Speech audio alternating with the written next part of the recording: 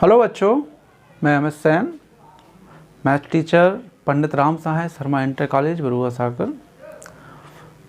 आप लोगों का कक्षा 9 की क्लास में स्वागत है। कक्षा 9 में गणित का जो पहला चैप्टर है संख्या पद्धति, उसको आज हम लोग पढ़ेंगे। संख्या पद्धति या नंबर सिस्टम। सबसे पहले समझते हैं जो हम पिछली कक्षा में पढ़ चुके हैं उसका पहले रिवाइज करते हैं, उसके आगे फिर हम लोग पढ़ना स्टार्ट करते हैं। तो यहाँ पे लिखा हुआ है नंबर सिस्टम या संख्या पद्धति। तो पहले हम समझते हैं कि संख्याएं कौन कौन सी होती हैं। ठीक है, संख्याओं को हम लोग अपनी भाषा में कहते हैं गिनती। तो हम लोग जानते हैं गिनती कहाँ से शुरू होती है, 1 से गिनती स्टार्ट होती है, 1 2 3 4। तो इस हिसाब से अगर कहा जाए तो पहला होता है प्राकृतिक संख्याएं।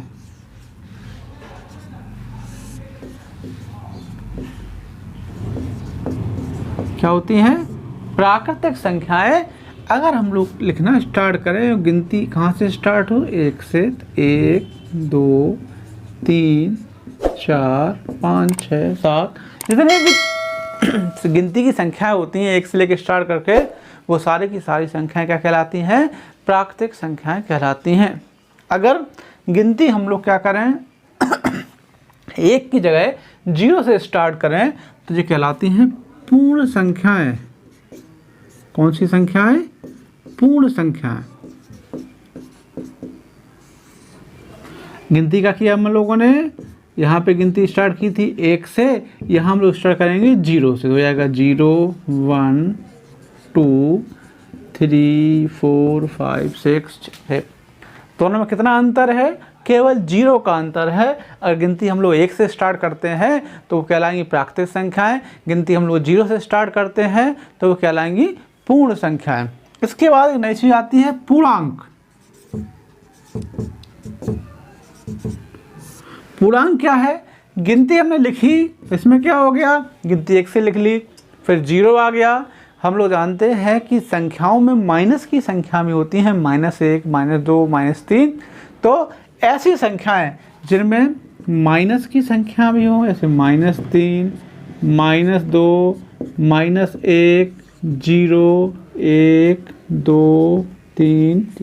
ठीक है, जिसमें माइनस की संख्या भी हो, 0 भी हो, प्लस की संख्या हो, ऐसी संख्याओं को हम लोग कहते हैं पूर्णांक।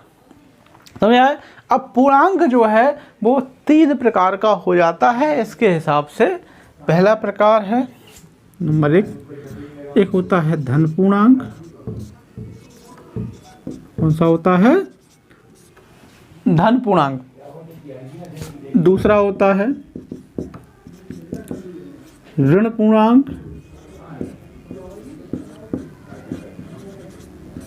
और तीसरा होता है शून्य पूर्णांक।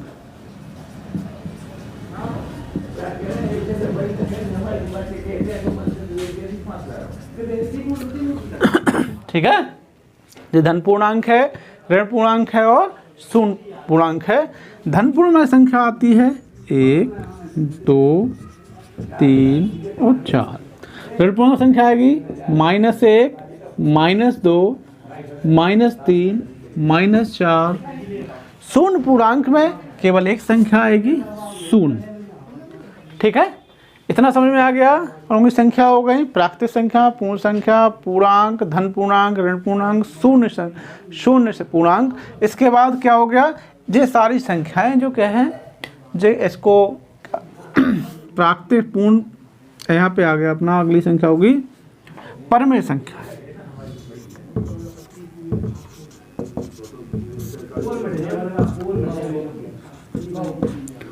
परमेय संख्या वे संख्याएं होती हैं जिन्हें हम लोग P/Q के रूप में लिख सकते हैं। P/Q के रूप में लिख सकें और Q का मान जो है वो 0 के बराबर ना हो।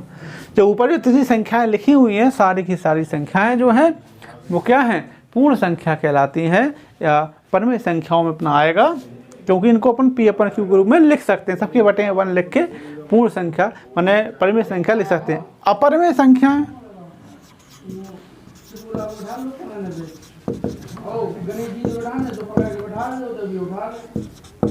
अपरिमेय संख्या वे संख्या होती हैं जिन्हें अपन P/Q के रूप में ना लिख सकें, ऐसी संख्याएं कहलाती हैं अपरिमेय संख्या। समझ आया ना? तो कौन सी संख्या हो गई? परिमेय हो गई, अपरिमेय हो गई। एक संख्या होती है भिन्न संख्याएं। कौन सी संख्या है? भिन्न संख्याएं। जो संख्या बटे में लिखी जाती है उसको हम लोग भिन्न संख्याएं कहते हैं। जैसे हो गया 1/2, 1/3, 2/3, कोई भी संख्या भिन्न में हो वो सब संख्या कौन सी कहलाती हैं? अपरिमेय संख्या। अच्छा, इसमें उदाहरण बता दें अपरिमेय संख्याओं में। जैसे मान लो ऐसी संख्या जिनका, जैसे मान लो √2 हो गया, इसको हम लोग वर्गमूल निकाल सकते हैं। √3 है, √7 है, ऐसी संख्याएं जिनका हम वर्गमूल निकाल सकें वे अपरिमेय संख्याओं में आएंगी।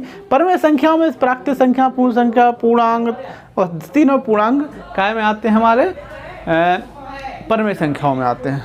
ठीक है। और भिन्न संख्याएं अलग संख्या हो गई, बटे वाली संख्या हो गई। अब इसके बाद आती हैं वास्तविक संख्याएं और काल्पनिक संख्याएं। देखो यहाँ लिखा जाता है वास्तविक संख्याएं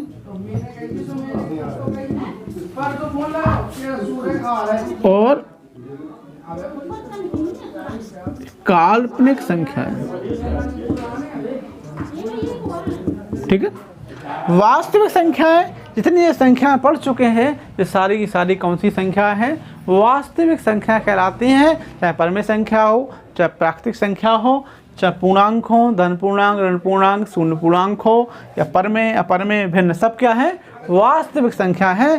काल्पनिक या अवास्तविक संख्याएं वे संख्याएं होती हैं जो आभासी रूप में हो। जैसे हम कोई मान बताते हैं, जैसे लिखा हो रूट में -2, अगर रूट में -2, -4 भी अगर है, जैसे मान लो रूट -4, -4 लिखा हुआ है, 4 का तो वर्गमूल निकाला जा सकता है, लेकिन -4 का कभी भी वर्गमूल नहीं निकाला सकता, क्योंकि किन्हीं भी दो संख्याओं का गुणनफल वर्गमूल कैसे निकालते हैं? मान लो 4 का वर्गमूल हम लोगों को निकालना है तो क्या करेंगे? 2 से भाग लगाया तो 2 आ गया, फिर 2 से भाग लगाया 1 आ गया, इनका जोड़ा बन गया। लेकिन जब वर्गमूल से बाहर निकालते हैं, ऐसी कोई दो संख्याएं नहीं होती हैं जिनका गुणा करने पर -4 हो जाए और वर्गमूल से बाहर निकालें तो वो निकल आए। माइनस संख्याओं का वर्गमूल कभी भी निकलता नहीं है, तो वो कहलाती हैं काल्पनिक संख्याएं। जो हमने समझा है संख्याओं के बारे में। अब इनके कुछ नियम होते हैं जिनका जो लोग पालन करते हैं संख्याएं, उनके बारे में समझते हैं।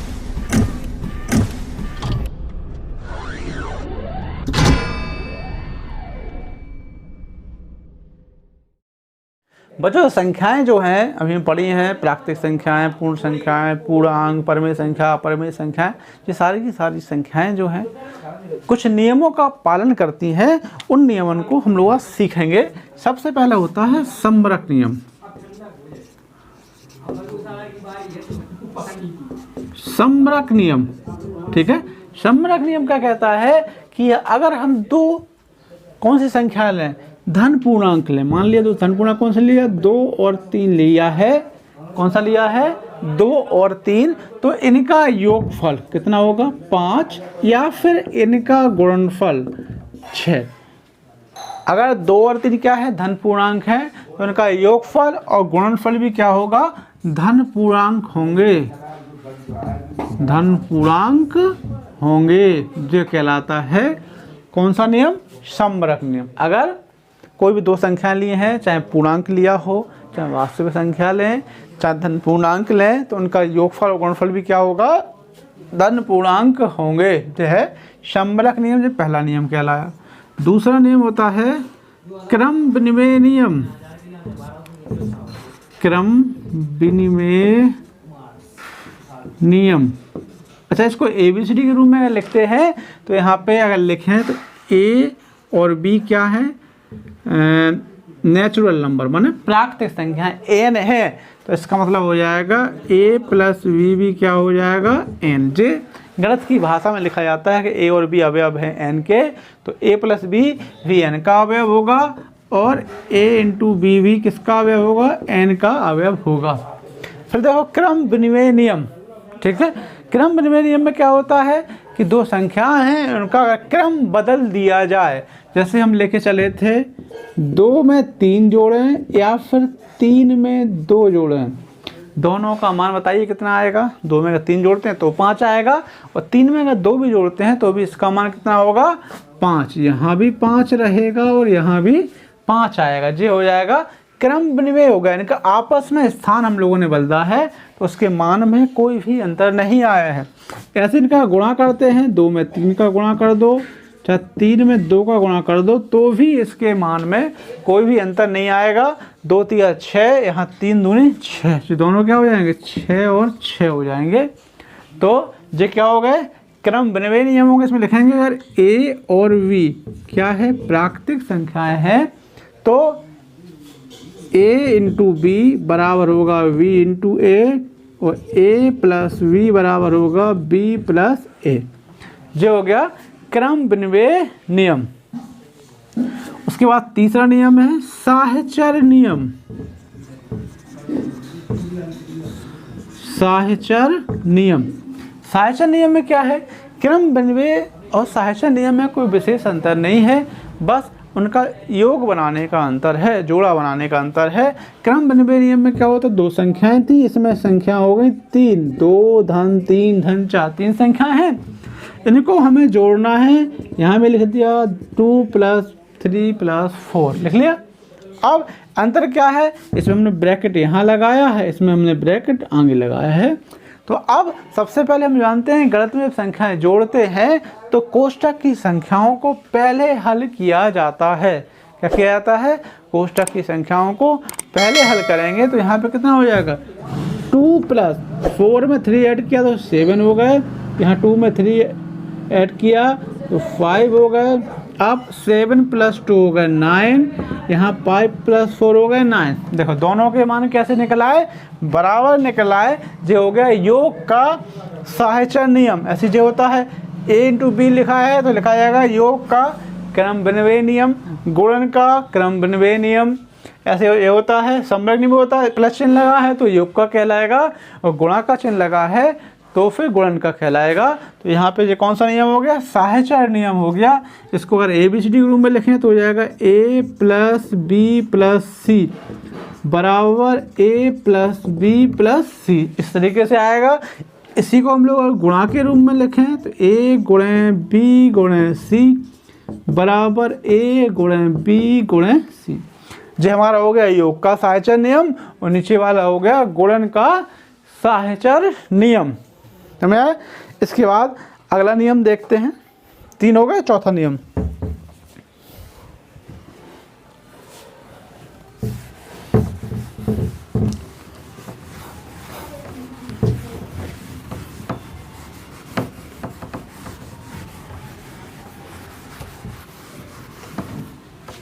अगला नियम है वितरण नियम, चौथा। इसको बोलते हैं वितरण नियम, या इसको हम लोग बंटन नियम भी कहते हैं, बंटन नियम। ठीक है। वितरण नियम क्या होता है, अगर लिखा हुआ इस तरीके से a × b + c, ठीक है, तो इस a का गुणा b में भी होगा और c में हो जाएगा। तो हो जाएगा a × b + a × c।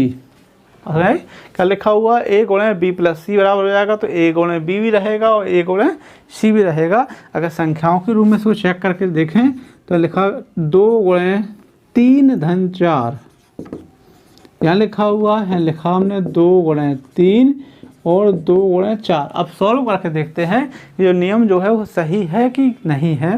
तो सबसे पहले कोष्ठक की संख्या है, इसे सॉल्व करेंगे तो 4 में हम लोग 3 जोड़ेंगे तो 7 आ जाएगा, यहाँ 3 दूनी 6 हो जाएगा और 4 दूनी 8 हो जाएगा।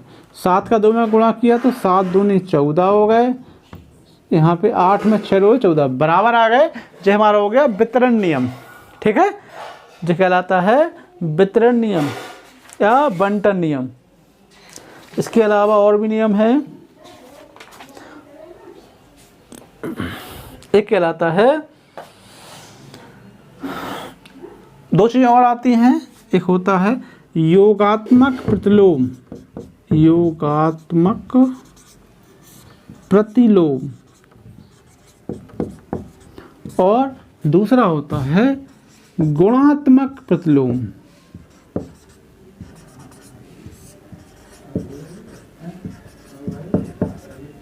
देखो दोनों में तो समझो, योगात्मक प्रतिलोम में केवल हमें चिन्ह बदलने होते हैं। कोई संख्या मान लो यहाँ पे लिखा हुआ है कि 5 का योगात्मक प्रतिलोम निकालेंगे तो -5 हो जाएगा, अगर -7 का निकालेंगे तो प्लस के साथ, केवल उसका चिन्ह बदल दो, ठीक है, तो वो हो जाता है योगात्मक प्रतिलोम। और गुणात्मक प्रतिलोम क्या होता है, जैसे मान लो किसी संख्या का निकालना है, मान लो 5 का गुणात्मक प्रतिलोम निकालना है, तो उस संख्या को 1 के बटे में लिख दो, तो 5 का जो गुणात्मक प्रतिलोम हो जाएगा वो 1/5 आएगा। अगर मान लो a का निकालेंगे तो 1/a, ऐसे ही यहाँ हम लोग अगर a का निकालेंगे तो -a निकलेगा, और -a का निकालेंगे तो +a निकलेगा।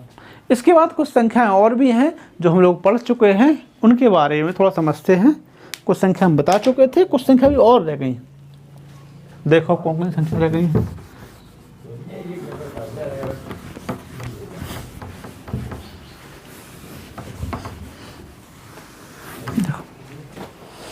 अब आ गई हैं अपनी सम संख्याएं। कौन सी संख्याएं? सम संख्याएं। आप लोग पहले कक्षा 8, 6, 7 में पढ़ चुके होंगे। सम संख्याएं कौन सी संख्याएं होती हैं? ऐसी संख्याएं जिन संख्याओं में 2 से भाग चला जाए वो संख्याएं कहलाती हैं सम संख्याएं। जैसे 2, 4, 6, 8 और 10 ये हो गई सम संख्याएं। विषम संख्याएं वे संख्याएं हैं जिनमें 2 से भाग ना जाए, वो कहलाती हैं विषम संख्याएं। विषम संख्याएं जैसे 1, 3, 5, 7, 9 और डॉट। माने जिनमें 2 से भाग चला जाए वो संख्याएं कहलाएंगी सम संख्याएं, जिनमें 2 से भाग ना जाए वो कहलाएंगी विषम संख्याएं, ठीक है। इसके अलावा और आती हैं अभाज्य संख्याएं। अभाज्य संख्याएं वे संख्याएं हैं जिनमें स्वयं और 1 के अलावा किसी दूसरी संख्या से भाग ना जाए, उनको कहते हैं अभाज्य संख्याएं। जैसे समझ लो, पहला क्वेश्चन, सबसे छोटी अभाज्य संख्या होती है 2। 1 जो है पहली अभाज्य संख्या नहीं मानी जाती, तो इसमें क्या होगा? 2 हो सकता है। 3 में किसी से भाग नहीं जाता है। 5 हो गया, 5 में किसी से भाग नहीं जाता है। फिर 6 में चला जाता है। फिर 7 हो गया, 11 है, 13 है, 17 है, 19। ये सब क्या है? अभाज्य संख्याएं हैं। इन सब संख्याओं के गुणनखंड करेंगे तो क्या निकलेगा? या तो 1 निकलेगा या वो संख्या स्वयं नहीं। जैसे मैं 2 का निकालेंगे तो 2 में क्या गुण, या तो उसमें 1 से भाग जाएगा या फिर 2 से भाग जाएगा। अब इसके बाद होती हैं भाज्य संख्याएं। भाज्य संख्याएं वे संख्याएं होती हैं जिनमें 1 और स्वयं के अलावा भी और संख्याओं का भाग चला जाए। जैसे 4, 6, 8, 9, 10, 12। जैसे देखा जाए 4 में किस किस संख्या से भाग जाएगा? 1 से जाएगा, 2 से जाएगा और 4। या दूसरी भाषा में कह सकें, जिनके 2 से ज़्यादा गुणनखंड होते हैं वे सब संख्याएं कहलाती हैं भाज्य संख्याएं, और जिनके केवल 2 गुणनखंड होते हैं वे संख्याएं कहलाती हैं अभाज्य संख्याएं। आज हम लोग बहुत सारी संख्याओं के बारे में पढ़ा। हम लोग अपनी पहली एक्सरसाइज है प्रश्नावली 1A, उसको लगाएंगे।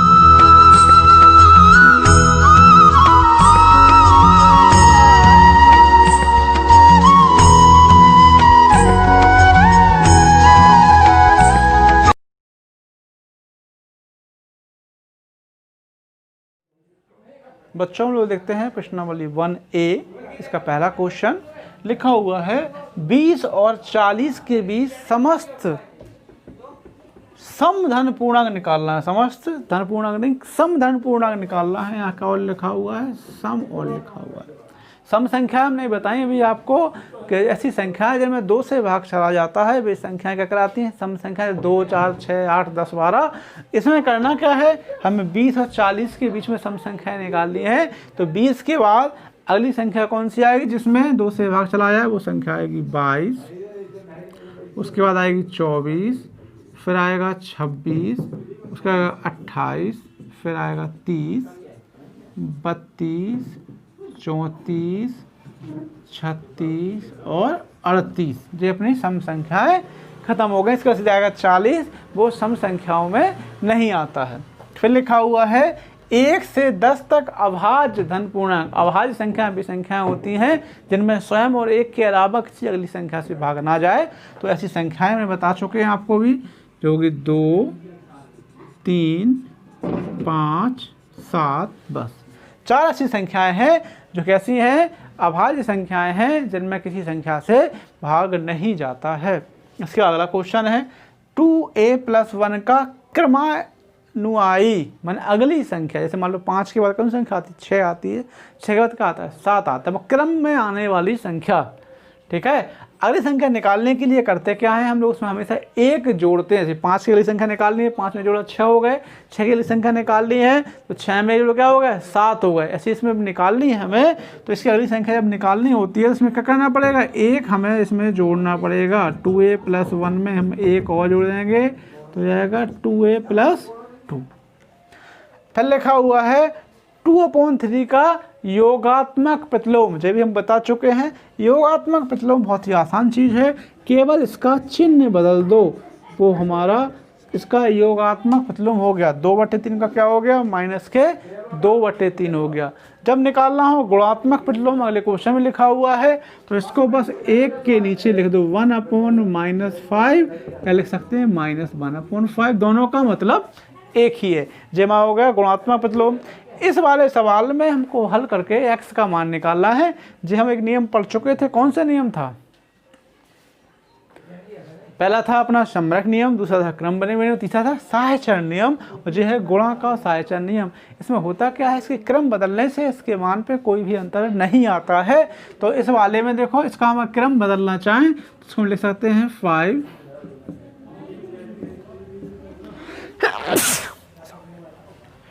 × 3 × 2 बराबर 5 × 3 × x, ठीक है।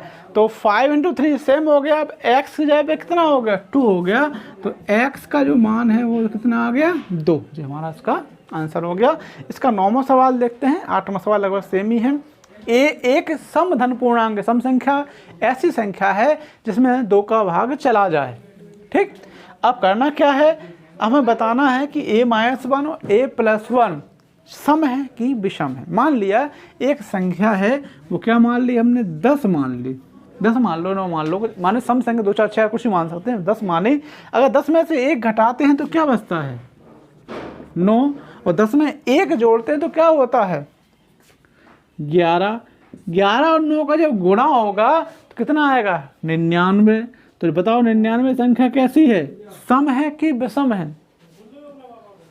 तो जो कौन सी आएगी, 99 में 2 से भाग नहीं जाएगा तो वो एक विषम संख्या होगी। ऐसे इस सवाल में जो है हमें लिखना पड़ेगा a-1 कैसी है, विषम है, फिर a+1 भी विषम है। तो विषम या विषम का गुणा होगा तो आंसर भी क्या आएगा हमारा, विषम आ जाएगा, ठीक है। 10वां क्वेश्चन देखो, संख्या रेखा पर 5 और 7 का योगफल ज्ञात करना है। संख्या रेखा पर योगफल ज्ञात करने के लिए हम लोग करते क्या है, एक संख्या रेखा बनाते हैं। संख्या रेखा क्या है, एक सीधी रेखा होती है। इस सीधी रेखा में बीच में हम लोग यहाँ भी लिख सकते हैं, यहाँ लिखते हैं 0, इस तरफ होती है माइनस की संख्या है, -1, -2, इस तरफ होती हैं प्लस की संख्याएं, ठीक। यहाँ लिख दिया हमने 1 2 3 4 5 6 7 8 9 10 11 12 13 और 14। अब सबसे पहले 5 और 7 का योग, तो सबसे पहले हम लोग जाएंगे 0 से लेके 5 तक, 0 से लेके 5 तक गए, ठीक। फिर इसमें 7 हमने और जोड़ दिए, यहाँ से 1 2 3 4 5 6 7, कहाँ पे पहुँच गए? 12 पे, ठीक है। जो हो गया 5 और 7, और इनका टोटल योगफल जो आएगा जो हो गया, तो हमारा आंसर जो कहलाएगा 5 + 7 = 12, ठीक है। क्या हो गया? 5 + 7 = 12, जो इसका आंसर हो गया।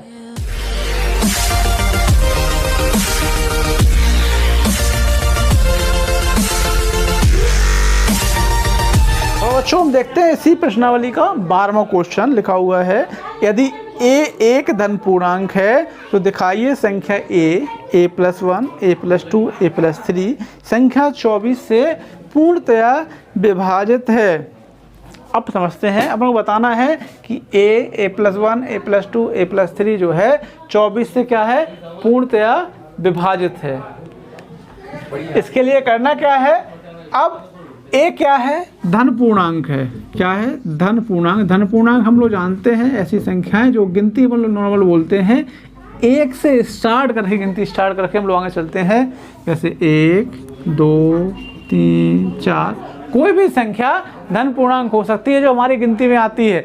अब हमें बताना है कि a +1, a +2, a +3 24 से विभाजित है कि नहीं है। तो हम लोग क्या करेंगे? सबसे छोटा धन पूर्णांक जो होता है वो 1 इसके अंदर रख के देखते हैं, तो क्या आएगा? यहाँ पे लिखा हुआ था a +1, a +2 और a +3, तो यहाँ पे रखेंगे तो 1 +1, 1 +2 और 1 +3, कितना आएगा? 1 × 2 × 3 × 4, इनका आपस में गुणा करेंगे तो कितना आएगा?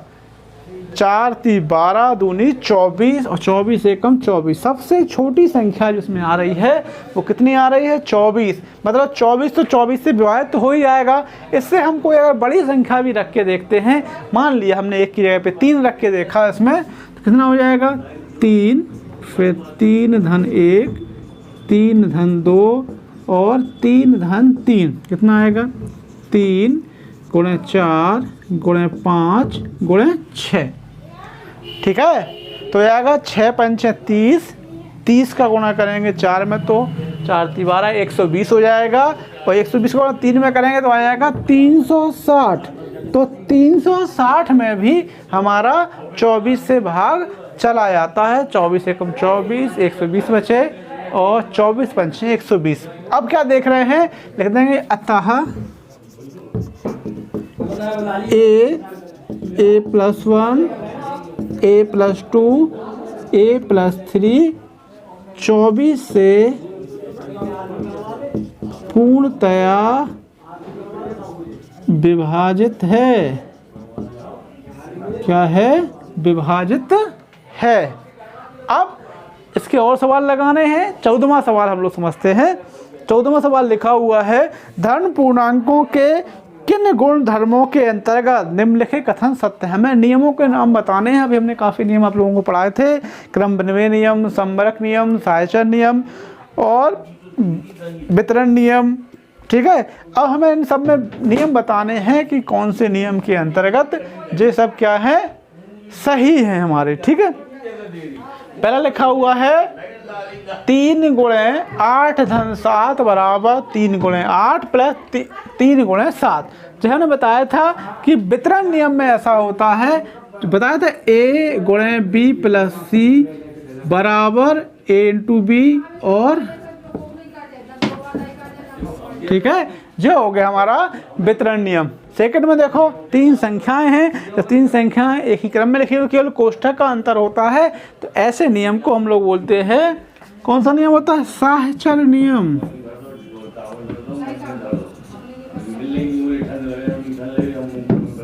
ठीक है। फिर लिखा हुआ है 2 × 3 बराबर 3 × 2, ये बता चुके हैं हम। कौन सा नियम है? क्रम विनिमय नियम। क्रम विनिमय नियम, ठीक है।